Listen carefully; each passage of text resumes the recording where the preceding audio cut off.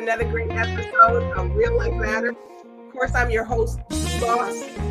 Today we have a very special lineup for you. We have a lady that's a speech language pathologist and a movement specialist, and she's also an author, and she's just releasing her first book, A Thrill Seeker. I Married a Thrill Seeker. And there's no further ado, I introduce to you Danielle Kaplan. Hi, DBoss. Nice to see you. And lovely to be here. What a treat. I'm telling you, we just couldn't wait to get you on and get you to see what's going on with you and what's happening. So, first of all, I'm so excited to be here. Thank you. First of all, can you tell everybody what's your background and where you come from? So first of all, probably people are wondering about my accent.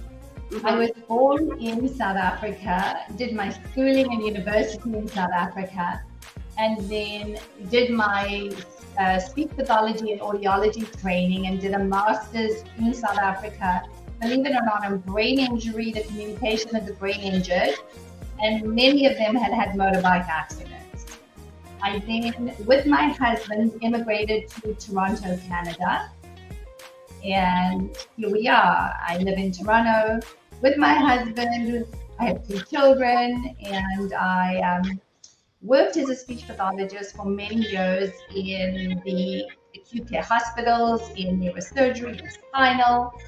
And after many years, moved into another field, another love of mine, and that is fitness and movement. And so then I teach Pilates and car and personal training, and I blend everything I know together in what I do. Oh, okay. So what made you want to write a novel? So actually, it's a good question, my memoir. My husband, who is an adventurous, free spirit and like challenges, went on his adventure motorbike to Alaska for the second time. And while he was on his way back on a very rural road in the Yukon, he crashed his bike, broke his spine, and was left on the roadside in this rural area with no cars in sight. There were some very miraculous things that happened at the roadside, which are in the book. And then he was medevaced a number of times and landed up in Vancouver Hospital, where he then went into multi-organ failure, and we had to face life and death decisions. Well, apparently he was out there for a long time, right, in Yukon? Yes, for quite a while in Yukon, on his back with a spinal injury. And maybe I can share one incredible thing with you. Okay. That one of the things that made me think, wow, this is a story. So when on his bike, he had what's called a spot or a GPS transponder. And when he crashed, and that would notify me where he was, friends following him, and most of all, it had an emergency button to a center in Texas, which would alert if he needed help. He crashed his bike, flew up in the air, landed on this rural road, and the bike flew about 60 feet into the bushes. And everything spread everywhere around the bike, but this transponder broke off this metal bracket, flew up in the air, and now he's immobile and landed in his reach. Now, when you think of that, that's the lottery of life. What are the odds of that? It could have just stayed on the bike, fallen anywhere around the bike, 360 degrees, and landed in his reach. And without even realizing how incredible this was, he pressed the emergency button. Wow. What are the odds of that? So were you over there? Were you with him, or you didn't go? So it's an interesting story because I was in Toronto at a lake with my family. My children were working up at a summer camp, and Stephen was far in Yukon. Of course, when we got this message, we then had to shuffle our lives and fly out to be with him. At that point, he was doing quite well, but then he had what we call bilateral pulmonary emboli, which shot through his lungs and heart, and he went into multi-organ failure. And then we had big decisions to make. And then I had family spread all over. And it kind of was really an intense period of when you promise somebody you're going to do something and quality of life issues and you're faced with it. And then you go, wow, I don't know if I can do this. So it was very interesting. It was life and death decisions. It was being his substitute decision maker because he wasn't conscious. And it was weighing up the medical opinion with what I had promised him, which was to let him go. So this was very close to home for you because this is your field of what you do, right? Absolutely. So the crazy thing was this book is through the eyes of a clinician and a wife. And so I have a very unique perspective where I could tell you all the medical, but also all the emotional. And the truth is what's quite funny, I was his for the whole time, his therapist, his advocate, his decision maker, his compass, his rational self, his voice. And then he fired me when he was fed up. Wow. So does the book talk a little bit about in your memoir? Does it talk about your children, how they reacted and stuff, everything, right? Absolutely. And so it's huge impact of trauma on a family. And each of my children reacted differently. They were young adults, older teens, and how they coped and what they felt about some of the decisions I made. And I don't know if they agreed with all the decisions that I made. So it's how do you cope with those consequences? So you wrote this memoir after he recovered? The crazy thing is I started collecting the information because I was away in another province. So I would collect for some crazy reason, all my texts, all my emails, all the chats, everything, email them to myself. And I think I was naive. I thought, my children and Steve would love to read all the details of the story that they're not privy to.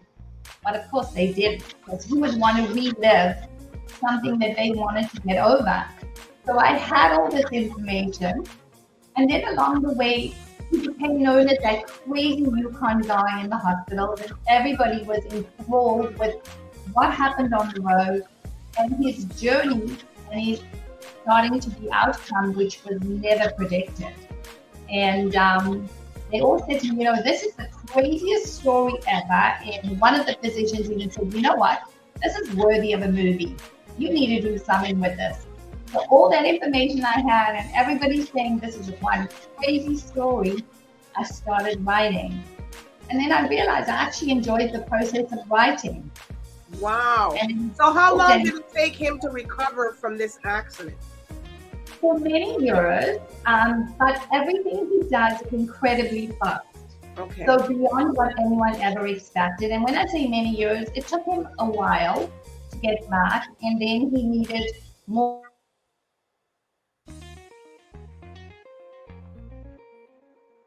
Given the nickname, the Bionic Man, he was given the Iron Butt. He was given the name, so many, like this tough guy who was determined. And in the end, so the story spans 4 years and has a very interesting and surprise ending in the 4 years, because we go back to the Yukon and something incredible happens. And then it spends 10 more years where we are now. And Stephen, who defied all odds, despite all the odds, had rose as high as one could be, from being someone who was immobile, cognitively impaired, was afraid of the wind, couldn't make a decision, rose so high in his career 9-10 years later. And nobody could really grasp. So how was that for you going to the Yukon? Because you don't hear much people going to Yukon, Northwest Territories. I know. That's the people that's out there we don't know, that's part of Canada, like North. I know. I know. And because he's such an adventurer, he always wanted me to come on those motorbike trips. And I was, are you crazy? I know the consequences. I would never take the risk. And he's a thrill seeker, so you can't take the thrill out of the seeker. We went back on 4 wheels in an SUV, and we traveled a good part of the journey that he did. And by chance, we landed up having the coordinates and we found the exact spot on the road where he lived. It was pure chance. I had the police occurrence report with me by chance, and it had the place. We also went back to visit this. Did you go on a motorcycle or did you go on bike? No, never. Never. But he still drives with speed. But the crazy thing, we went back to visit the trucker who actually found him. This incredible hero in our lives. And we went back to go and visit him and thank him in a way that how can you possibly thank someone, you know, for finding you and saving your life. Wow. So how long did it take you to put this book together?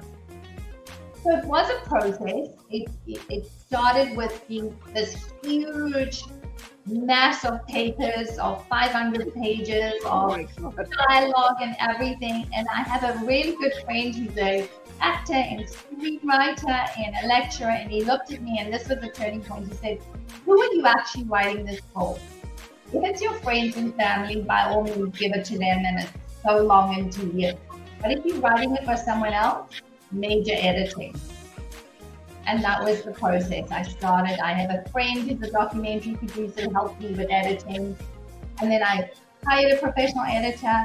And then, boy, was I lucky. I was connected to Rebecca Eckler from DBoss, my publisher, who is phenomenal.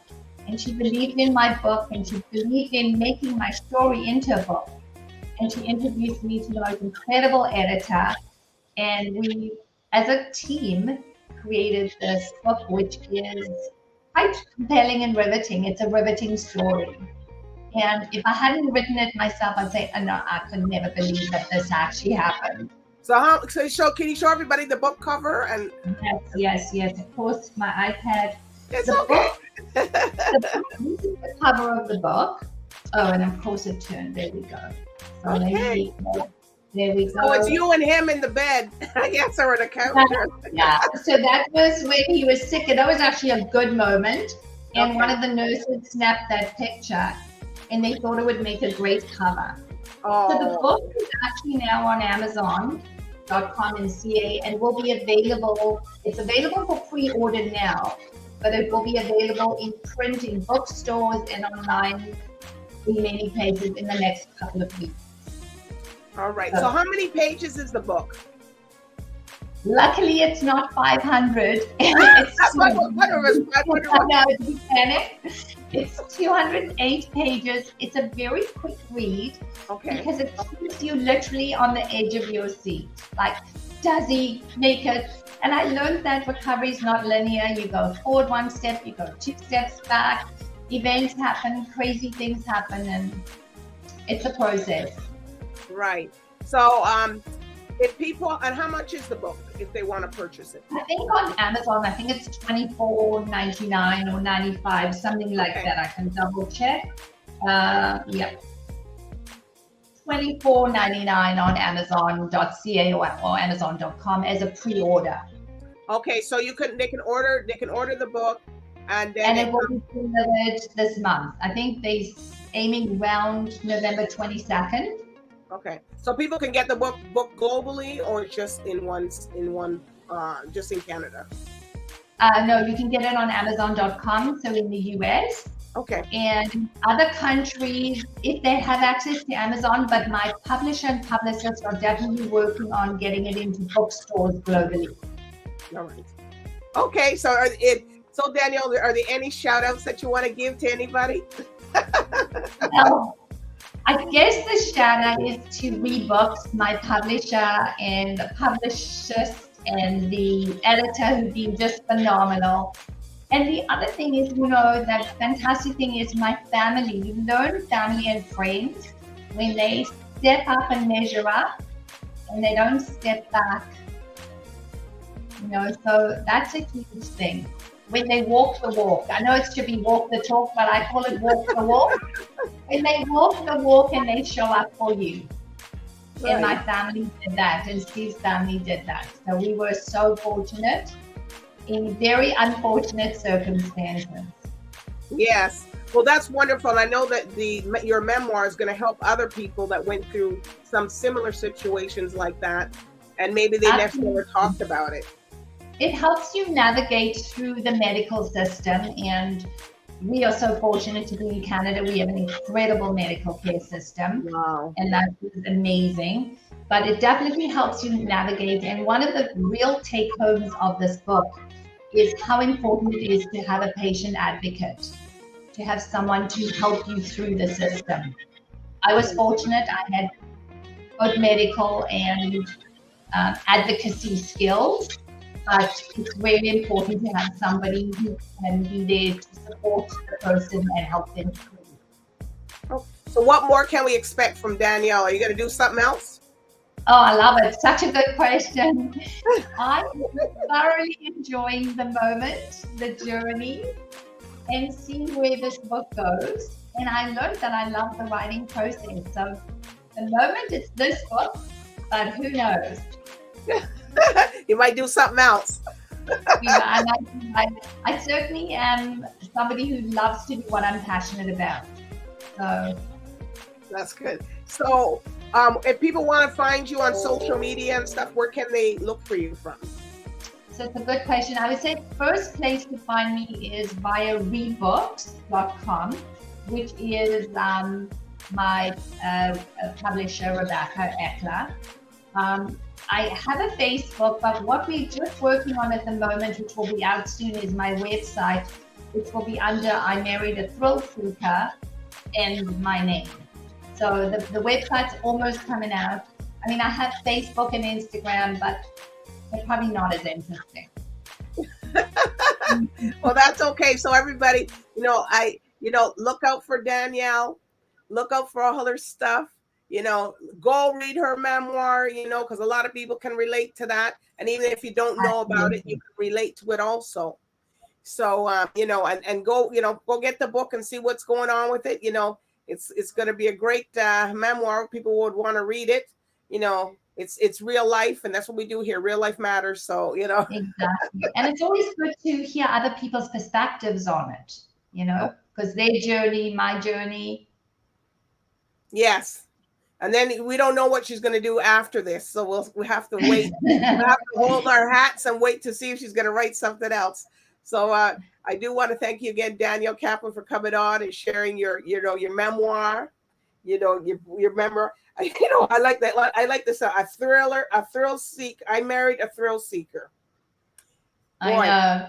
Boy, oh boy. What do you think he thought of that title? I know. What did he think of that title? Well, actually, he was like, he really is someone who loves adventure and challenges. So he is a thrill seeker because he pursues these intense experiences. And he just took me one most recently in his car. So I always say you can't take the thrill out of the seeker. I know. But anyways, I'm lucky that he's here and he's there with you, because that could have been a different turn of events, Totally a totally different scenario. All right, so I do want to thank you, Danielle. You guys get out there. Pleasure. Huh? What a pleasure to be on with you. What a treat this has been. Oh, thank you. And everybody go out there, get the book. I said it again, support the people out there, because when you write something, you would want everybody to support you. So I'm telling the viewers. So I do want to thank all the viewers, and I want to thank Danielle for sharing her memory. The thrill. My husband's a thrill seeker. So everybody's going to go look at that. All right. So anyway, everybody, bye for now. Good night. DBoss, thank you so much. You have a good evening.